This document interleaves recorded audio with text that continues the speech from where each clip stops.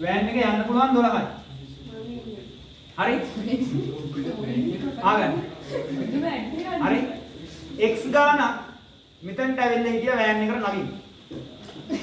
තව 5 දෙනෙක් ඉන්න ටවුන් එකේ වෑන් එකට නගින්න. හරි? තව 5 දෙනෙක් ටවුන් එකේ ඉන්න මග වාහනේ නගින්න බලන්න. එතකොට වාහනේ යන මුළු ගාන කීයේ? මෙහෙන් නැගපු x ගානයි මගින් නැගපු 5 දෙනෙක්. මේ ගාන මොකෝ වෙන්න ඕනේ 12ට වඩා. එක්ක 12ට අඩු වෙන්න ඕනේ. නැත්නම් වාහනේ යන්න බෑනේ. 12න් යන්න පුළුවන්.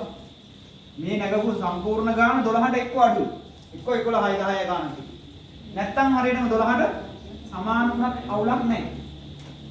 සමානවත් අවුලක් නැහැ. ඒක රිට්ව යන්න පුළුවන්. මුලින් නැගපු ගානයි මගින් නැගපු ගානයි 12ට සමානවත් අවුලක් නැහැ. 12ට වඩා මේ පැත්ත අඩු වුණත් අවුලක් නැහැ.